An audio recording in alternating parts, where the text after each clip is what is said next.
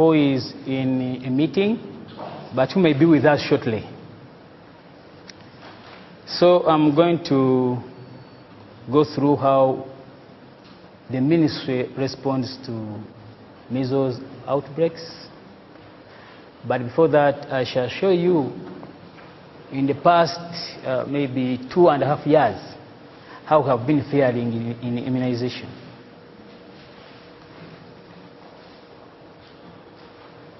So when you look at that graph,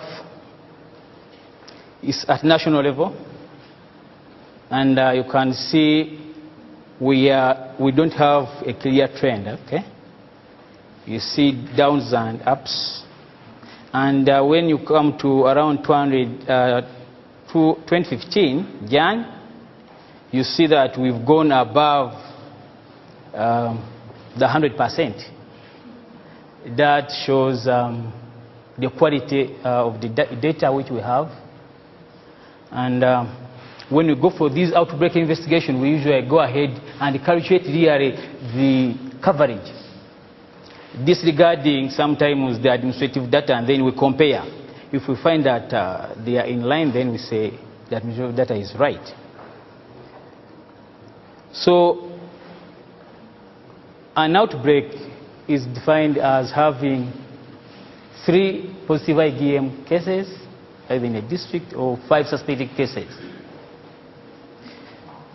So we've been hearing of outbreaks in districts, and it so happens that when we get these suspected cases, most of the time we go ahead and take off blood samples from these patients, usually 5 at a time.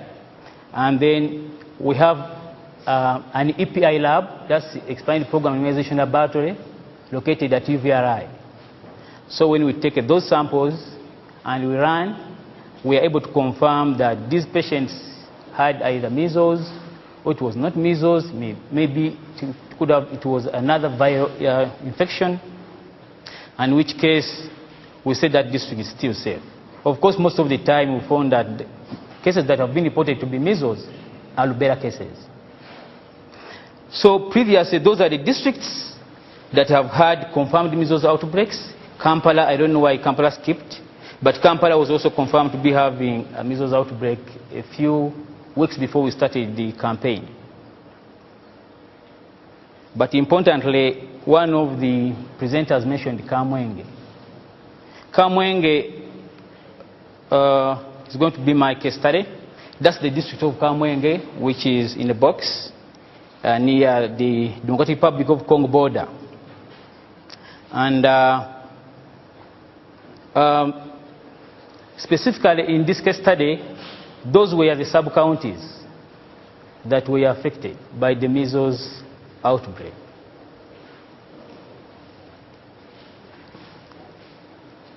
Why we went there was that Kamwenge has a refugee settlement camp, which is Rwamwanja, with a population of 57,000, and the under 5s are approximately 10,000.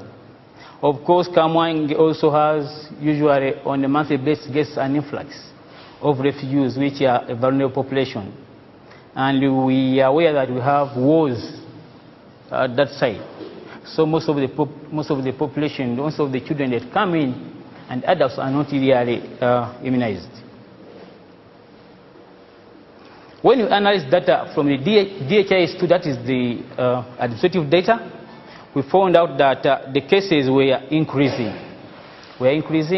And usually the first people to respond is the district. The district usually responds first. But when you see a steady increase in the number of cases, then we assume that the district is failing. Secondly, districts usually report to us that we have failed to control the outbreak. Then we decide to respond. But before we respond, we usually do preliminaries to find out, is this really a true measles outbreak investigation, or they are just reporting and there are infects in there. So in this particular response, we really confirmed that it was a measles outbreak, and then we went in to find the risk factors why the district had persistently failed to control the outbreak. Then the other one was, what was happening was, were the children failing, were the parents failing to immunize their children? Or was it vaccine failure? So we went in to find all those. So our probable case definition was onset of fever and generalized rash with at least one of the following: cough, running nose, and conjunctivitis. And the confirmed case was a probable case with positive IgM. So when we reached Kamwenge, we reviewed patients' records at the two most affected health facilities in those two sub-counties, which was Biguli Health Center and Rwamwanja Health Center. Rwamwanja Health Center is the one within the refugee population. And we also, with the help of the VHF teams, went in the community to systematically look for these patients. Of course, at the facility, we interacted with the clinicians, and when we went to the community, we interacted with the parents. As of 30th August, we had 213 probable cases and 18 confirmed cases. So we went ahead to do descriptive epidemiology. With these cases, we looked at the time of onset of these patients. So we did an epidemic curve. Epidemic curve shows the number of cases, incidence cases, in these three affected sub-counties. So when you look at that, it showed sustained community transmission. So we went ahead to calculate the attacker rates, and we found out that males and females nearly had the similar attacker rates.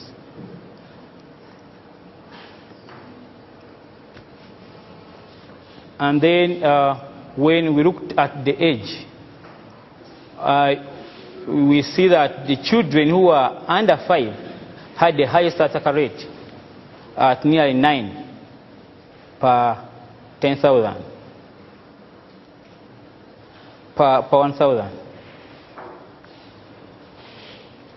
So the Biguli was the most affected sub-county. And as I told you, there is a refugee camp. So we went ahead to find, among these populations, the nationals and the refugees, who are the most affected. And here we see that 1.5 times the refugees were at risk, more than the nationals. So now we decided to now generate our hypothesis. What could be really causing what could be the risk factor? The risk factors for this outbreak. So we interviewed the 18 case patients about the risk factors, and when we interviewed them, we found that 9 of the case patients had visited health facilities. Then 5 were going to school, and 4 were going to church. So we also went ahead to observe the patients' waiting areas, and that is one of the facility, the Rwamwanja Health Center. And that's their outpatient department. You see how they are crowded. So you just assume there is maybe 1 measles case. And as one of the presenters said, actually, our vaccine is given at 9 months. At 9 months, the vaccine efficacy is 85%. So the 15% are not catered for. They don't pick the immunity.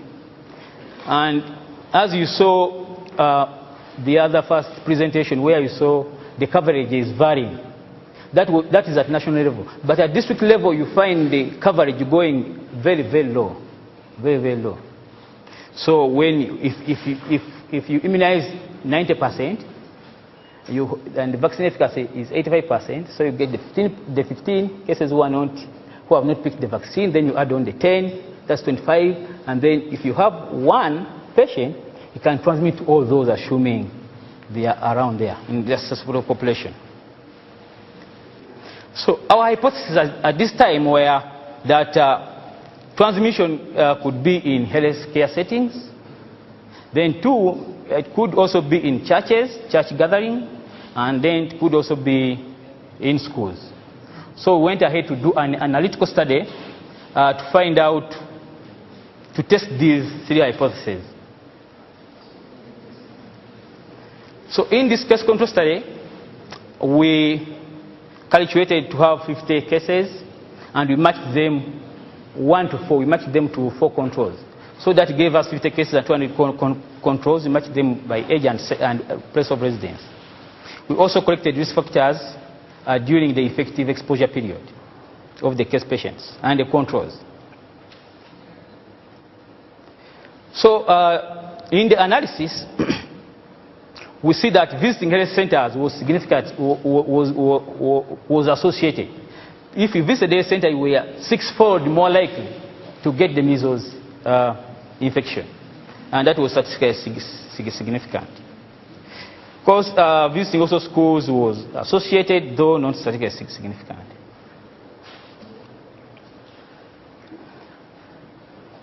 So we also went ahead to calculate the measles vaccine effectiveness. And when we calculated the measles vaccine effectiveness, we found out that the odds of the measles protecting was 0.27 at that 95% confidence interval. Vaccine effectiveness is the ability of the vaccine to prevent the condition of outcome. And usually it is done in the day-to-day routine activities. Whereas the vaccine efficacy is usually done in those randomized trials, especially before the vaccine is introduced. So we went ahead to calculate the coverage. As I told you that you saw the administrative data going above 100. So when we go for the response, we usually calculate the coverage using the proportion of the cases vaccinated. So PPV is the proportion, that's vaccine coverage, or the proportion of the population vaccinated, which is equal to that PCV over that. And usually these parents do not have these cards. Most of them have lost the cards. So we usually try to ask them that when your child was at 9 months, did he or he get a punch of measles? Where? Then they usually tell us maybe here, and then we are able to say that this child got measles. Of course, some say that they are not sure. So when we are calculating the vaccine coverage, the initial assumption is that the unknowns are distributed equally between the knowns and the no's, between the yes and the no. And therefore, we take the yes and the no only. And then there you get the highest vaccine coverage. And when we assume that the unknowns are no, that's when you get the lowest coverage. So doing this, we found out that the vaccine coverage was between 70 to 80%, though the administrative was 79, which is the same.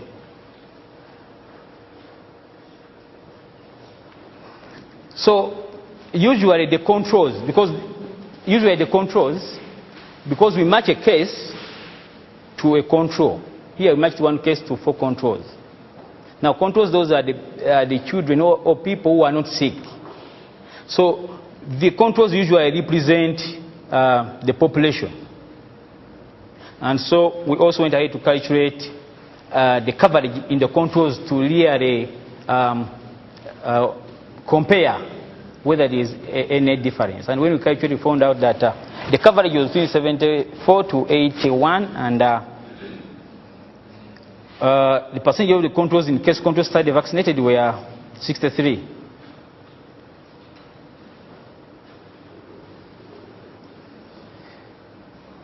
So we started to conclude, basing on the findings, that visiting health centers was significantly associated with this measles outbreak and persistence. We also found out the vaccine effectiveness was low because it was at 73%, and then the coverage was also not adequate to protect the community. So we recommended that national medical stores, but at that time they had no vaccines, distribute those emergency vaccines. Then because the highest attack rate was in the under 5s, we recommended that children 6 to 59 years be immunized in those 3 affected sub-counties. Now, here we focused the intervention because they have like 15 sub-counties. But because the results showed that the 3 were the most affected, then we focused our intervention on the 3. But of course, bearing in mind that one of them had the highest attack rate. So we also, as a program, we are thinking of introducing the 2-dose schedule. Soon, maybe in the next 1 or 2 years, we shall be having another shot of measles. We also recommended that we triage all patients, because now there was no standby nurse to triage fever patients. And initially, before the child gets measles rash, he has a fever. So when the child comes with fever and you don't pick those children from the outpatient department, that means that they will be spreading now to these other susceptible children. But when we told them that now the problem is here at facilities, we got a standby nurse to be there to triage all fever patients. Whether you have fever or rash, then we pick you and then we give you immediate treatment. Yeah, thank you so much.